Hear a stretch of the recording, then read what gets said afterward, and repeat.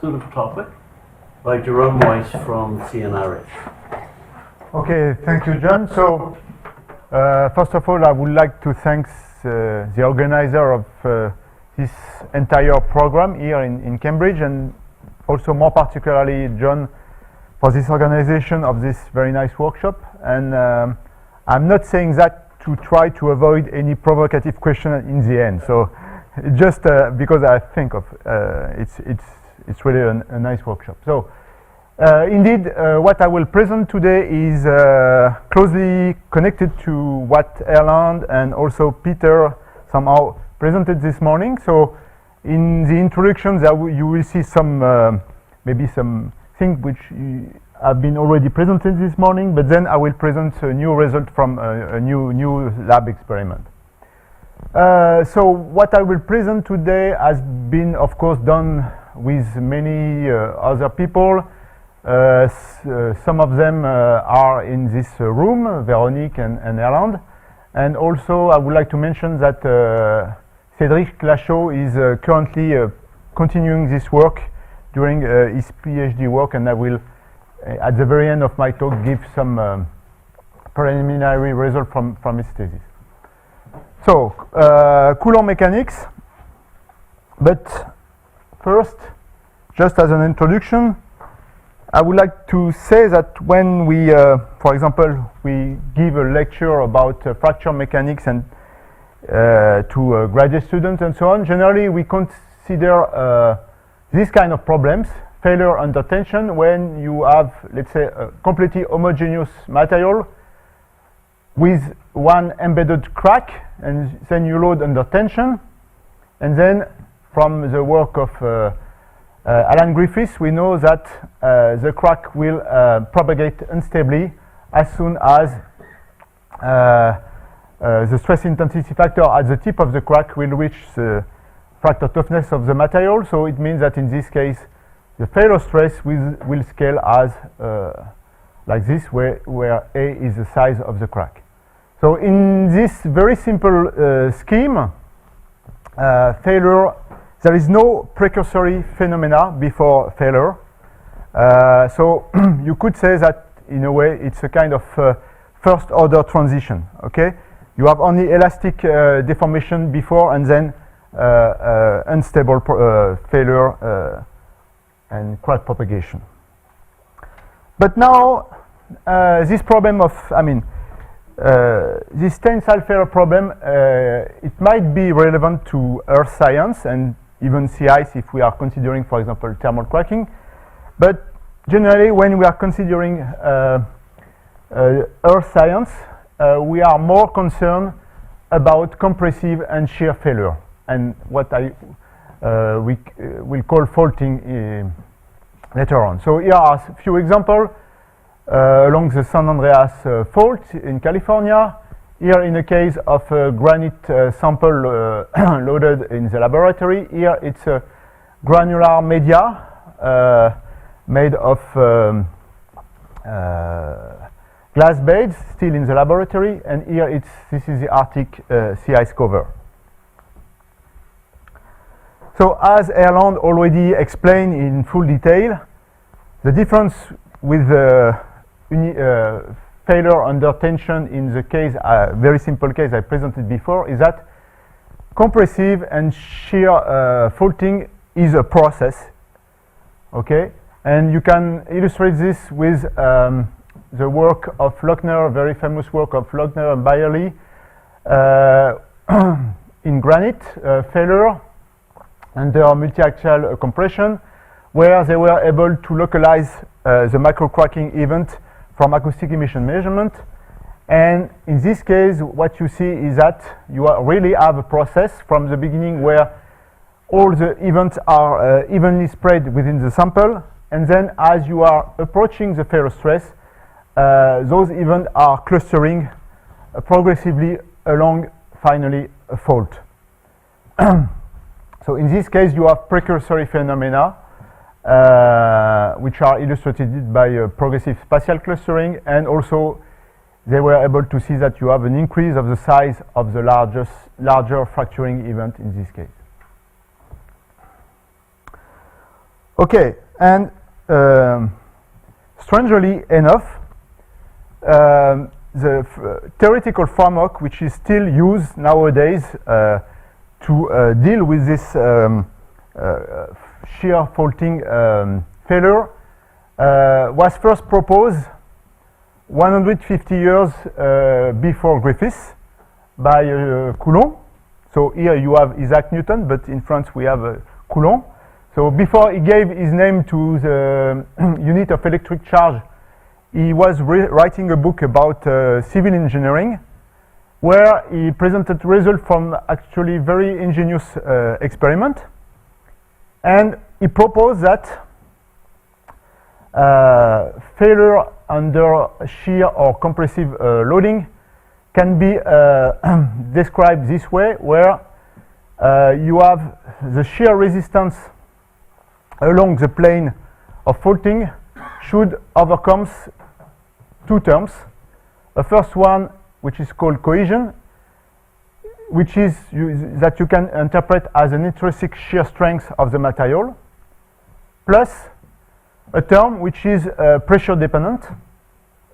And by analogy with the former work of Amonton, he called this term mu an internal friction coefficient.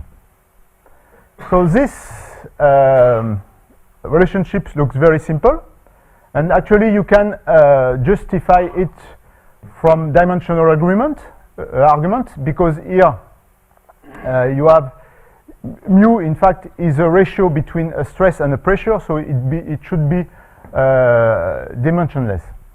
Okay.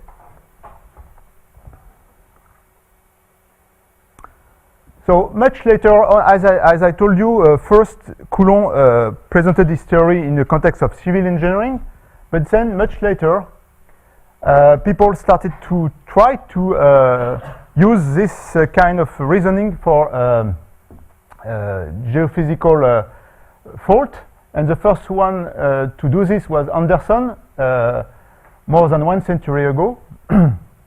And his hypothesis was that faulting occurs along planes that maximize the Coulomb stress being the shear on the plane minus the pressure term.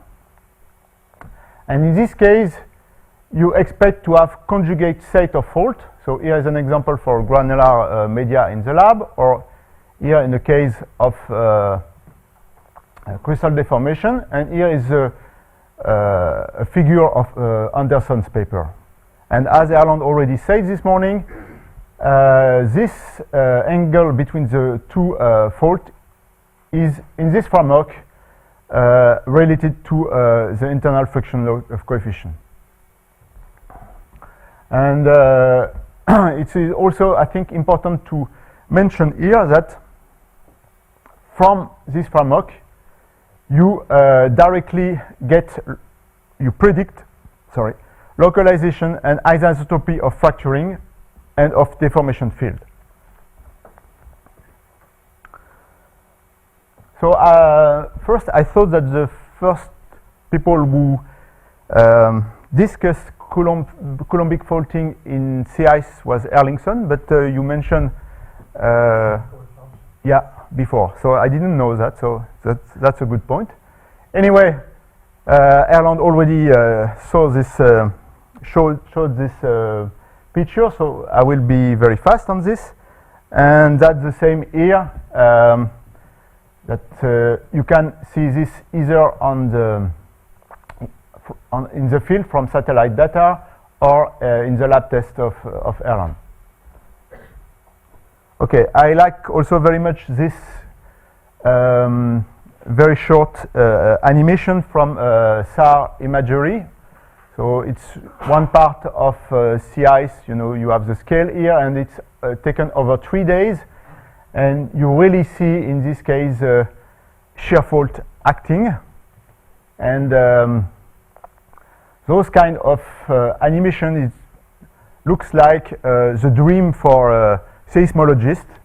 They would love to be able to see that, but here it's like if you are looking at let's say San Andreas fault, but over thousands or even millions of years. But here it's only 3 days. Okay, and you have seen those kind of picture already. Observation from Brown Quark and the so-called RGPS dataset. And what I would like to stress here is that here is a map of the shear component of deformation, where you see this shear fault. And now if you look at the map of the divergence component of the deformation, you see that you are underlying exactly the same patterns. And in the context of Coulombic faulting, it's not surprising, because when a fault is shearing, because of the fault roughness, you have to also dilate. You have dilatancy along the fault, and so that's why you have a very strong correlation between shear and divergence deformation field. And also you can compare the amount of deformation which is accounted for by shear, and of course in this case shear dominates very strongly the total deformation component. And so it's another at least qualitative argument for Coulombic faulting of the sea ice cover. So then Erland already discussed this morning this measurement of stress meter, so I will be very quick. But I first would like to show you kind of record we can get from those stress meter over almost one entire winter. And here is plotted twice the maximum shear stress. And what I would like to mention is first that the signal is highly intermittent, so it might be almost zero for a very long time, and sometimes you have peaks of activity. And here I would like also to mention that the maximum shear stress that you can measure, even for the largest value, is about 70 or 60 kilopascal. Okay, so Alan already discussed that.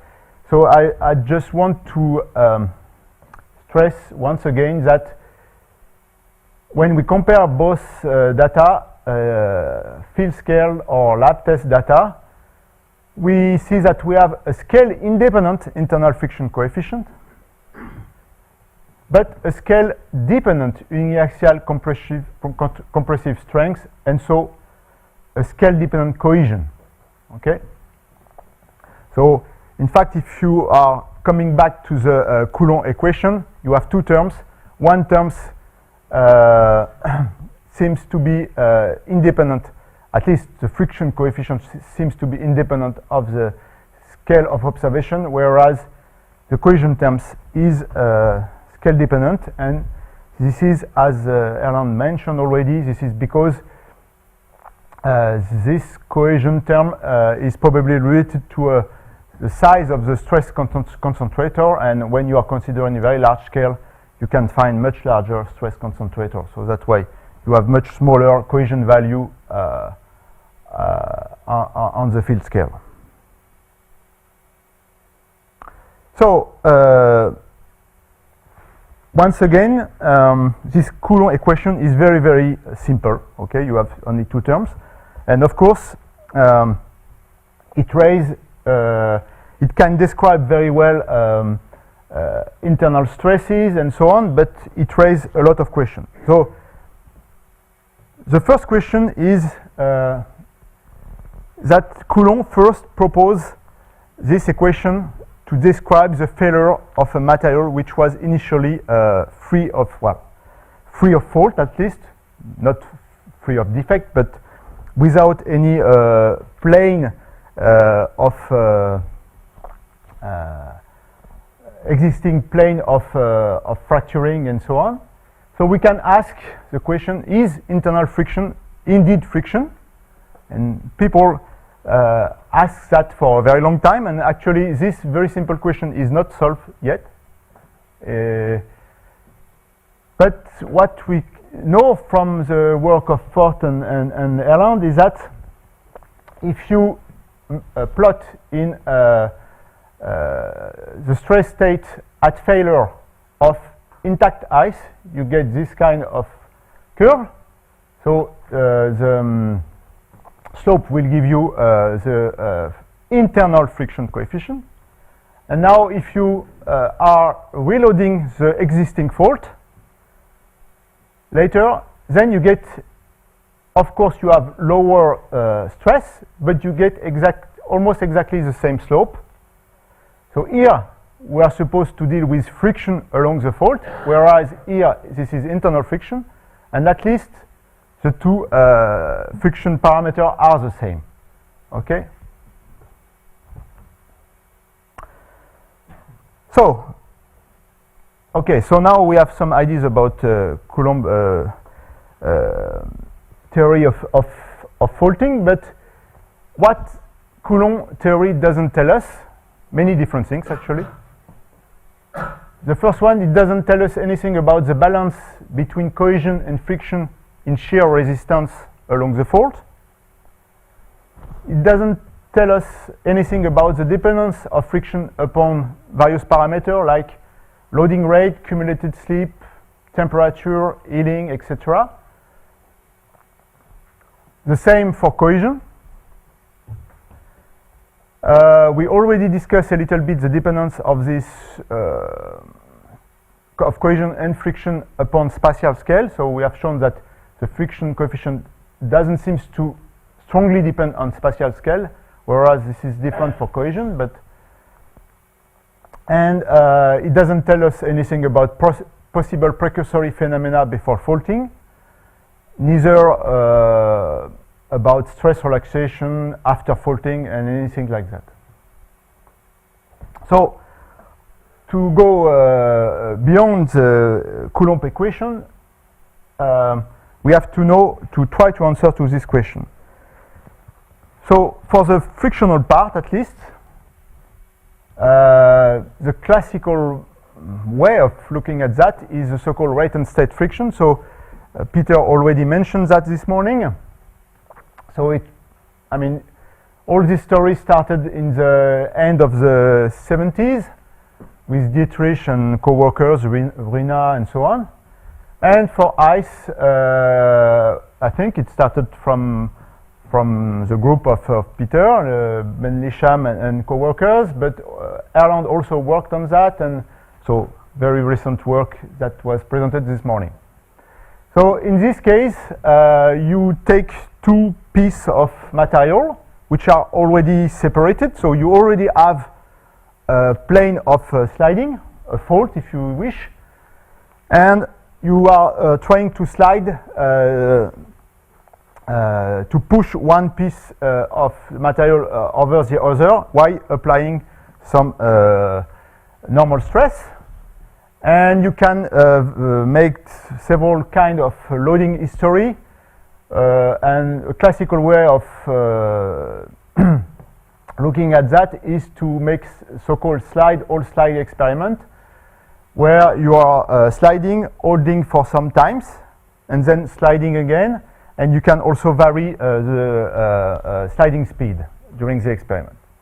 And finally, from all of this kind of experiment, those people and co-workers propose such kind of empirical equation, the so-called rate and state friction equation, where you have different terms, and here mu0 is the friction coefficient for some reference velocity, and the theta is called a state variable, which itself depends on the sliding velocity v and on dc, which is a length scale, and which is generally interpreted as a sort of average asperity size. So at least for rocks friction experiment, the reported value of dc from the measurement and from this equation are very, very small, of the order of 10 to 100 microns. So I think that this morning you mentioned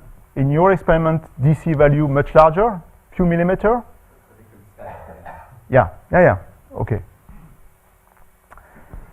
But the two things I would like to mention here is that this equation contains two different things. The first one is that if you consider a static case, so here v is equal to 0, then the state variable becomes just the time, and then you get a logarithmic healing rate for the shear strength of the fault, and this is shown here from the work of Ben Nisham and co-workers. And now if you consider instead constant velocity, you can have a logarithmic velocity dependence, and in some case you can have velocity strengthening, and in this case, as I discussed this morning, if you have velocity strengthening, you do not have any instability in your sliding experiment, but most of the time, like here, you have a velocity weakening behavior, which is already contained in this equation.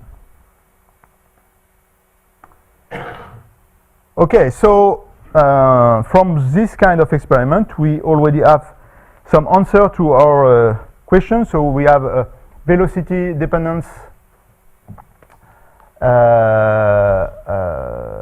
of the friction part of the resistance of the fault. We can have some edging phenomena and so on, but we still have problems and questions. The first one is that for most of the experiments that I know on rocks or ice, those experiments are performed on prepared surface. So you cut, let's say, the ice with a saw, or that's the same for granite or anything like that.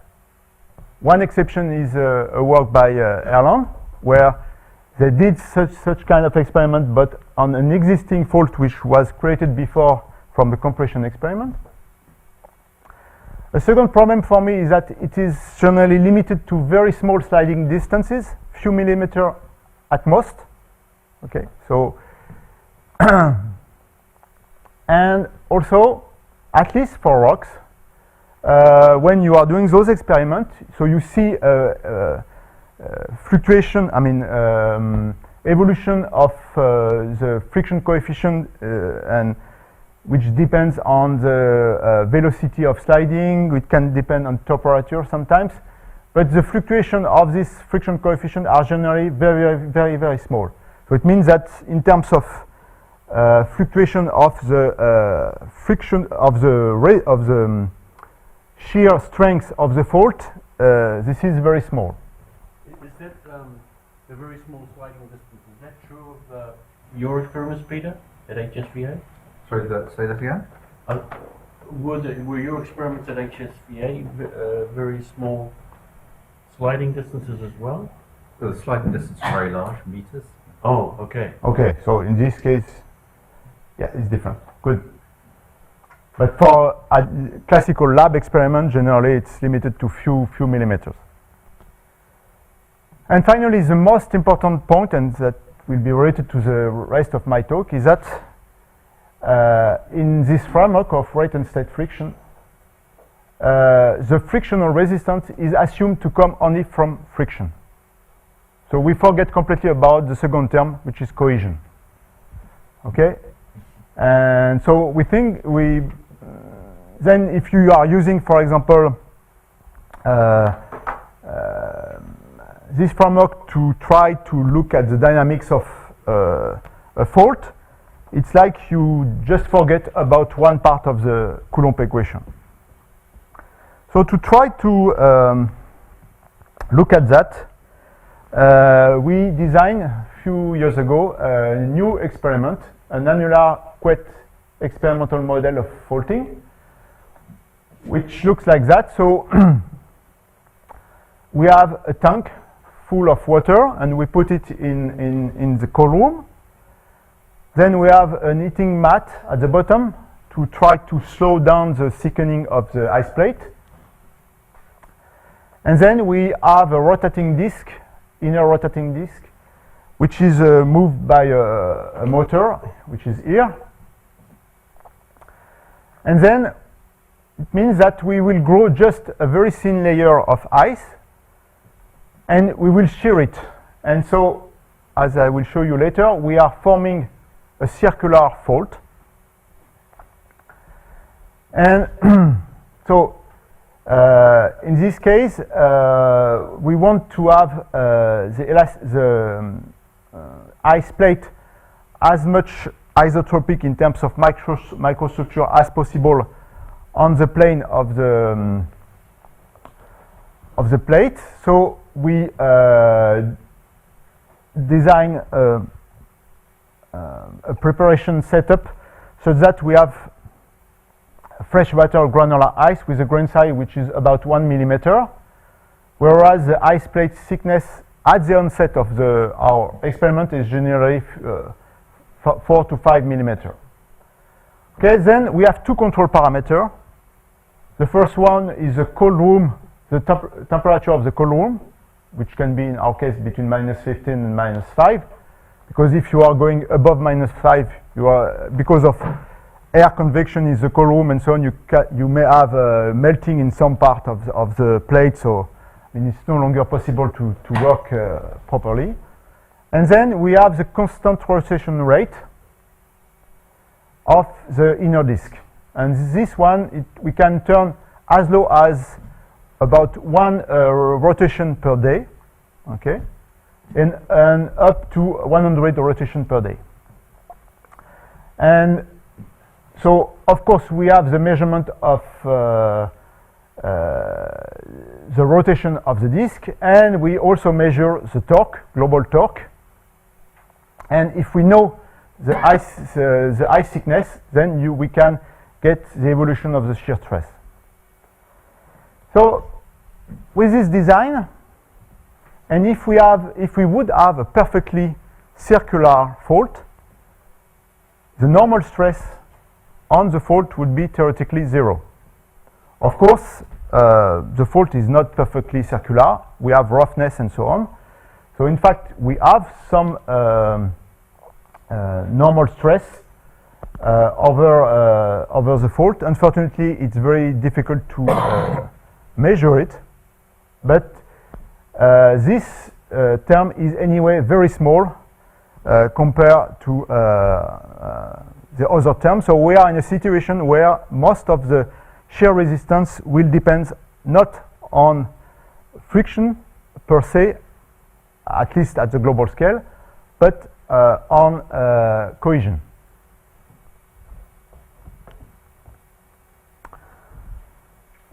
So here is the geometry as you can see from the top. So as I will show you, when we start loading the system, we have an elastic loading, and then we create a first fault, circular fault, that you can see here.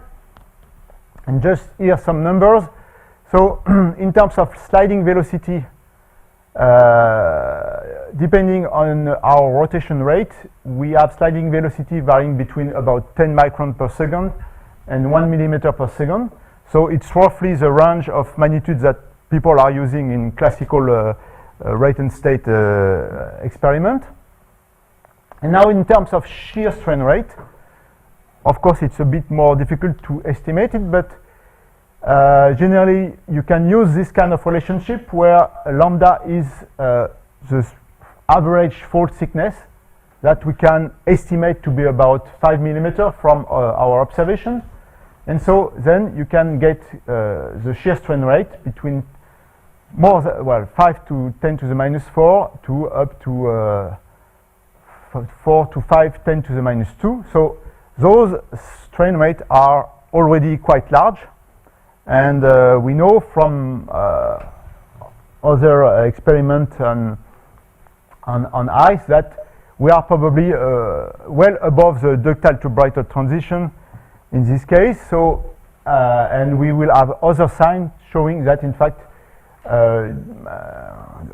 true ductile deformation of ice from dislocation creep or things like that is not relevant in our experiment. So here is a typical torque measurement that we can get. So we start from the beginning with an ice plate thickness of about 4 millimeter. And then we have a purely elastic loading up to a first failure, where and we have a complete unloading, and we have created our circular fault. Okay?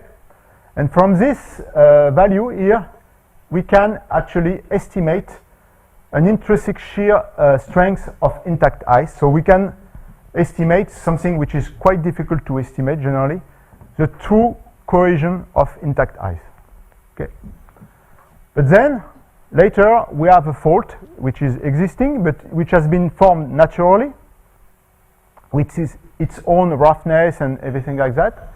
And we have this kind of evolution.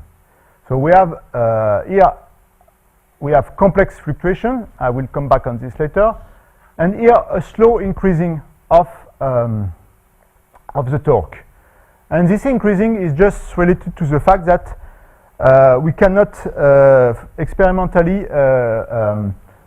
stop the growing of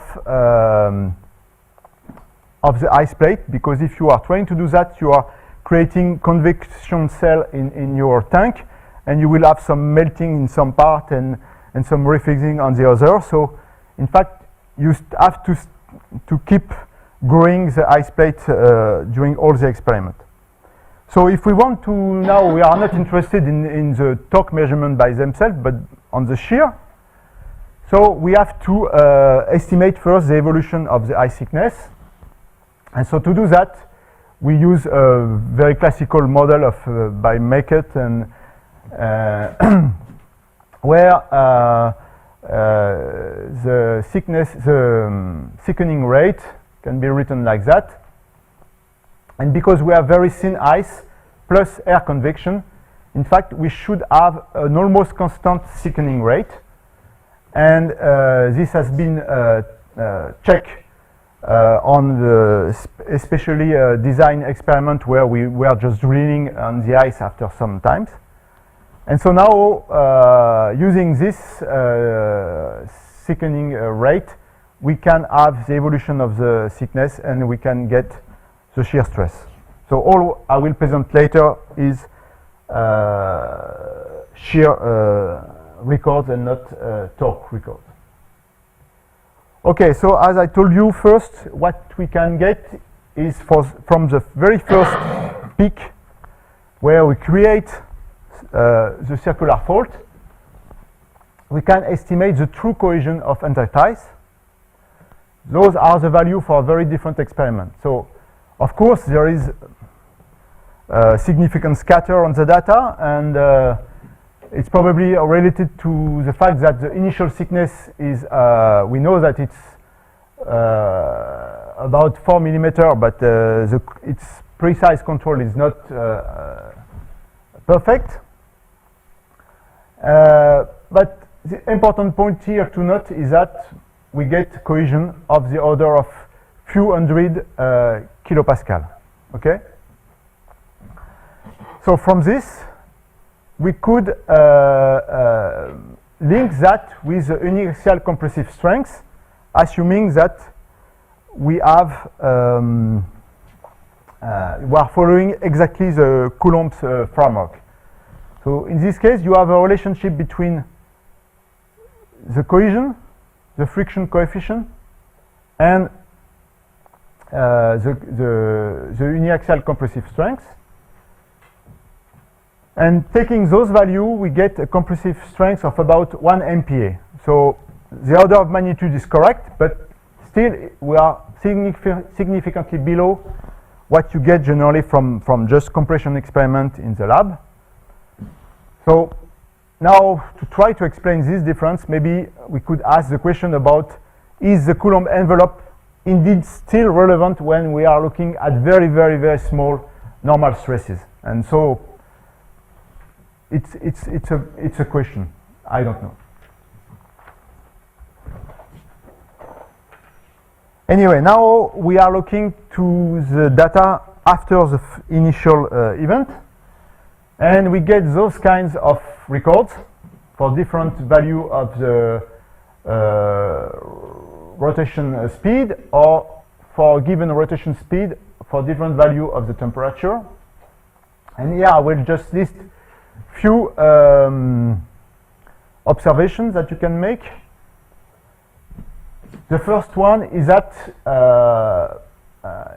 you do not see the average shear stress to decrease over sliding.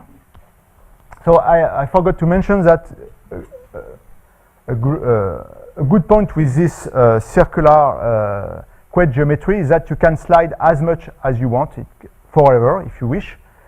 So we were able in some of these experiments to slide over 10 meters roughly.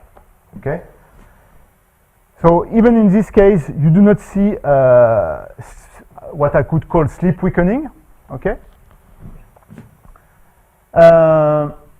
We have highly intermittent signal without clear periodicity. Okay. So it's not like Peter showed this morning, where you have very clear stick-slip event.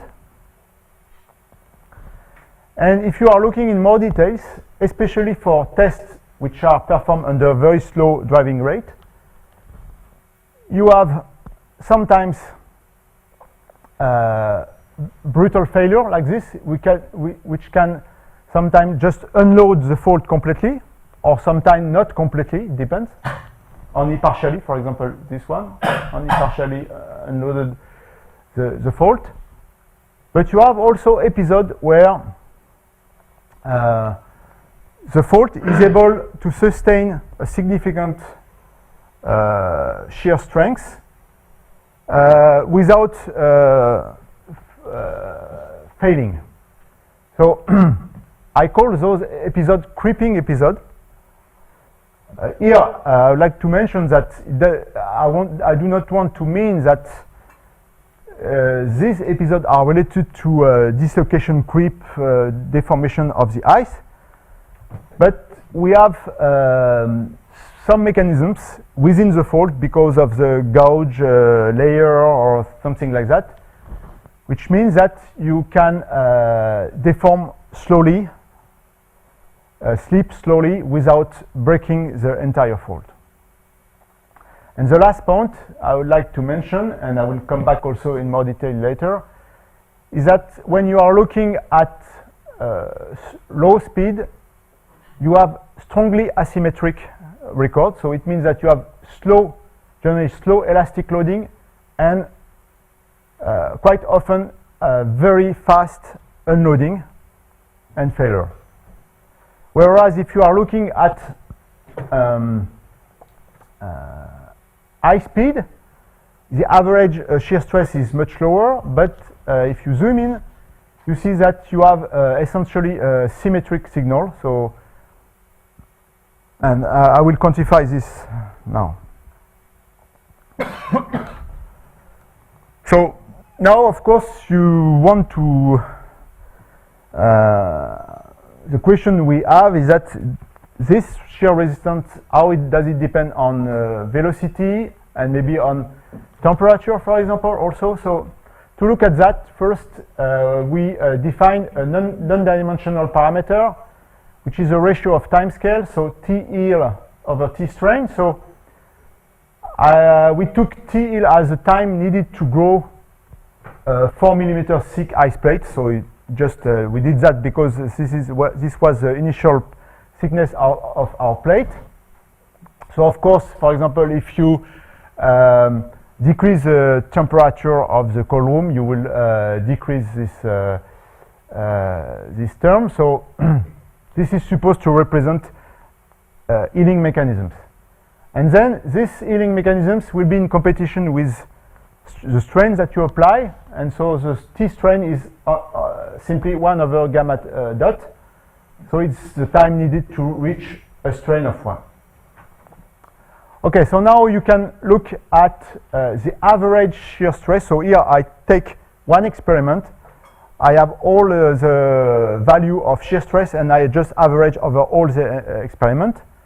And I look at the dependence of this parameter with the rotation speed. So in fact with the shear strain. And then you have a velocity weakening with at least an apparent power law scaling like that with some exponent. And here, this kind of behavior, because you have velocity weakening, is fundamentally different with what people observe for granular media under the same loading configuration, annular Couette geometry. And also, it is completely different with dislocation creep of ice, which is velocity strengthening. So it's another sign that dislocation creep of ice doesn't matter in this experiment. And then we can look at the same thing as a function of our non-dimensional time parameter. And it looks like we have also a temperature weakening. Okay, so if we favor deformation against healing, we have a lower average mean shear stress, which is quite expected, but at least we have some measurement of that. And in this case, it might look like different with rate and state friction, because in case of rate and state friction, if you assume that the healing mechanisms could be related to the creeping of asperities along your fault, then you will get a temperature strengthening and not weakening. So all of this argues that, in fact, in our case, shear resistance is mainly controlled by a competition between cohesion healing and versus damage and fracturing. And you can even try to propose some kind of empirical formulation for the average shear resistance, considering that the mean shear resistance over large slip and long time scale like that. Okay, but this is purely empirical and just to mention briefly. Okay, so now if we are trying to look at in more details on the mechanics of this problem, we can look at stress fluctuation and time asymmetry of our record, as I mentioned already before. So here are represented the. So first I differentiate my stress record. So I look at stress rise versus stress drop distribution. So here it's in a case of very large rotating velocity, and in this case the stress rise are distributed almost like the stress drops.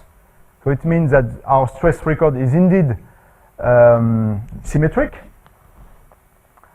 It means also that the stress relaxation rate are similar to the stress loading rate in this case, and there is an absence of large dynamical instabilities. Okay, so when we do not have, when we have a very small role of healing in our process, we have very little dynamical instabilities. On the other hand, when we are looking at low velocity, then for the very small value we have something similar, but then for the stress drops we have a power law tail of value, so we can have very fast stress drop, as I have shown before. So you have in this case dynamical instabilities, which are characterized by a power law distributed stress drop, and in fact those power law distribution stress drop are reminiscent of the Gutenberg-Richter distribution of quakes in fault dynamics.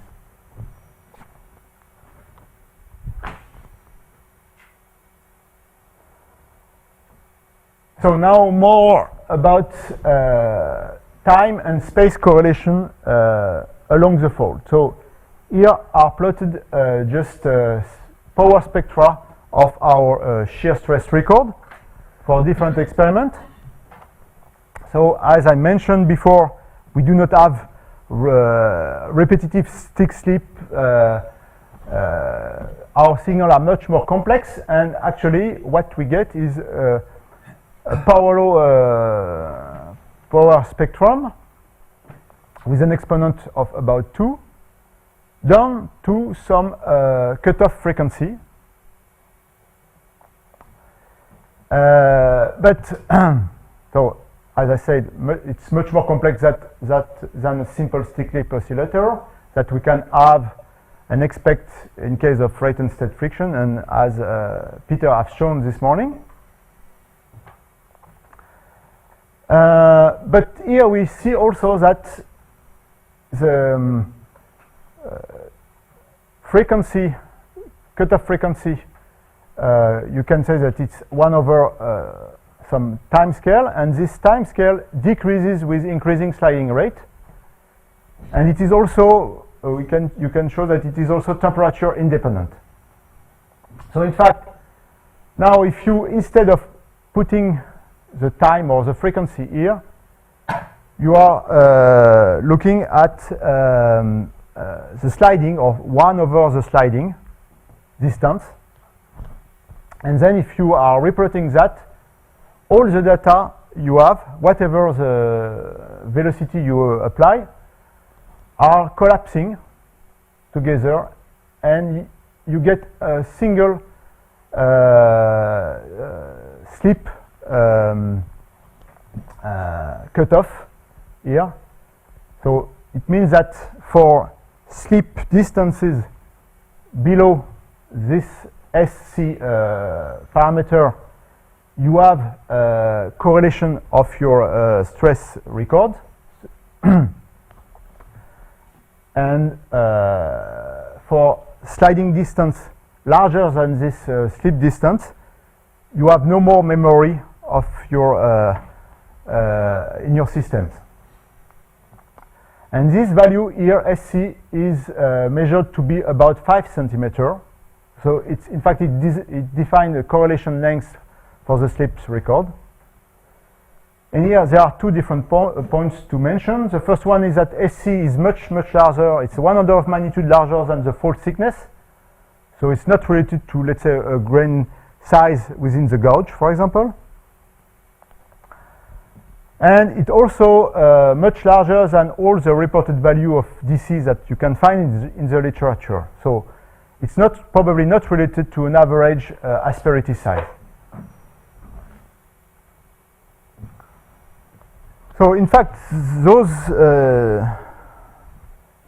this plot has been obtained if you look at the spectrum over the entire experiment. But now if you are looking at one given experiment and you look in more details about the spectrum from the beginning of the experiment up to the end, you see that actually this cutoff correlation length scale is increasing as you accumulate the slip. Okay, those are 2 examples for 2 experiments. So in fact, the interpretation here is that you probably have a sort of progressive maturation of the fault, and maybe with a spreading of self-affine scale invariance of the fault roughness towards larger scales. And this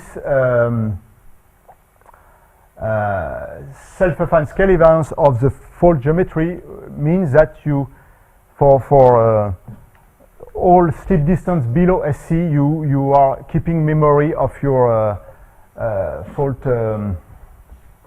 strength evolution. Okay, and finally, one last point. If we still look into details of the dynamics of this fault,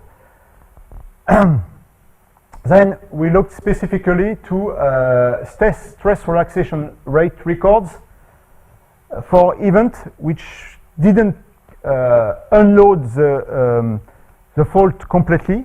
So we have, let's say, intermediate size event where the fault is partly unloaded but not completely. And what you can see is that first, before failure, you do not detect significant precursor. at least for all the events we look at it, maybe here, but okay, generally you don't see any precursor. But then after that, you are stress relaxation. You have a stress relaxation, which seems to follow an anomaly-like decay of stress or of energy release rate, where you will have the stress relaxation rate scaling like that with an exponent p which is equal to 1, so really like an Omori relaxation of fault. And this is shown here in more detail. So this scaling is shown here. It should be a straight line, and it is a straight line. And we also observed a dependence of this energy release rate after faulting, dependence upon temperature. So when you are colder, you are relaxing the stress over a longer time. So I'm almost finished. I will just mention an ongoing work from Cédric Lachaud. So now the next step, because so far we only were able to look at the dynamic of the fault from a global measurement of the torque. So now we are looking at trying to look at, to image the fault behavior from seismometer, accelerometer, which are put on the ice plate around the fault. So from the icequake waveform we can localize the event. And this is the kind of thing that we can get. So each dot represents one recorded icequake, I would say. And here,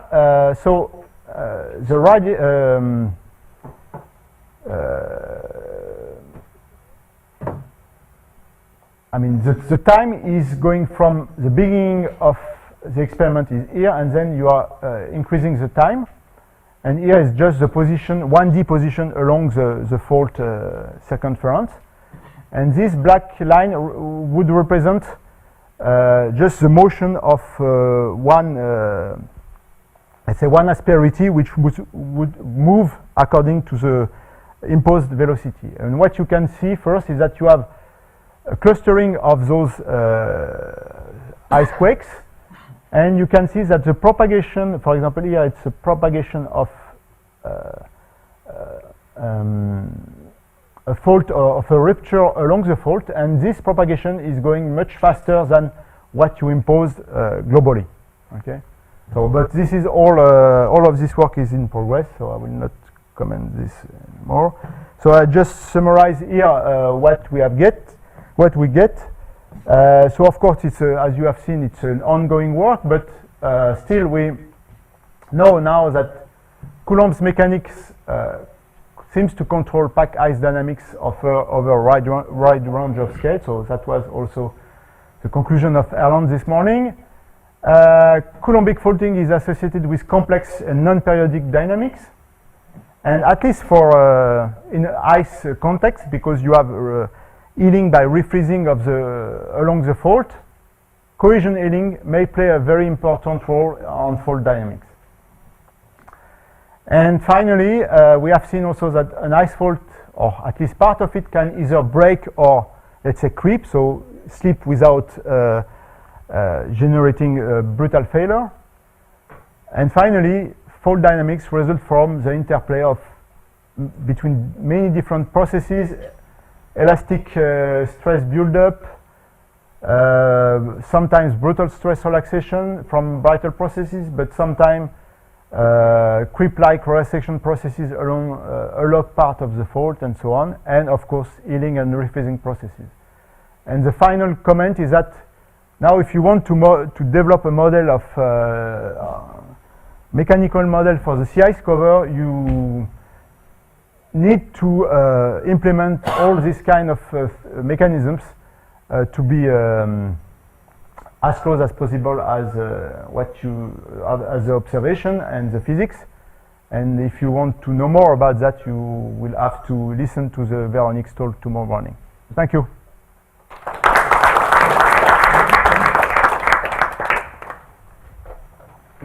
about the healing and the temperature weakening. So does that imply that temperature is non-uniform along the disk? No, no. It's just because if you are warmer, you are healing more slowly. And what you mean about the exact form of the scaling? I don't know. I'm talking about the temperature. Would it be non-uniform because near the fault? Yeah, Right. yeah, of course. And the question yeah. is whether it's consistent with your assumption that the thickness of the disk grows uniformly. Yeah, of course, that's actually in this experiment, the weakest point, I would say, is to track the evolution of thickness, of course. We tried different things, but nothing worked very well. So the assumption here was that, I mean, I think the model of thickening that I've shown is correct far from the fault, but of course you can ask when you are very near the fault if it's still correct, and I don't know. I mean, yeah, because it's really not possible to track that. So yes, you can. It's a good question. Yes. Oh, two questions. If you look at the fault in the way that Bowden and Tabor told us to look at friction as a series of asperities in contact, an interaction of asperities, can you explain the observations of velocity weakening and thermal weakening simply in terms of a certain fraction of your asperities melting and a greater fraction melting the higher the speed and the higher the temperature? Yeah, I think so you can do it. Okay. Yeah. Second question. So you're sliding, you have cohesion across the interface, and therefore you have tensile stresses built up on either side. Your cohesive strength, 250 kPa. I was thinking maybe it's going to be close to the tensile strength of the ice because of the tensile stresses building up and getting tensile fracture along that interface. It's a bit below, but the tensile strength. But yeah, because generally we consider that tensile strength is maybe 1 MPa, so we have a factor of 4, something like that, in between. Depends on Yeah. factors. Did you actually look at the interface to see the character of perhaps how it failed?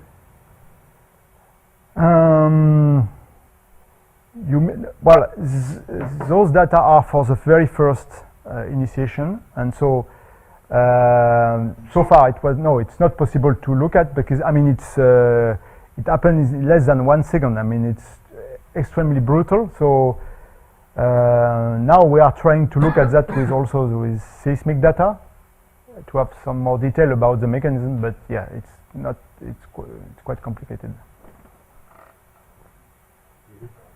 Just when you say seismic data, you're talking about acoustic emissions, is that right? So the acoustic emissions might unravel. Yeah, but not regular acoustic emission with piezoelectric sensor. It's really accelerometer, which are working in, let's say, in the 10 kilohertz, 20 kilohertz range of, yeah. So, you don't know the value of sigma. No. That's, It yeah. could be fluctuate. Huh? Well, what we could say is that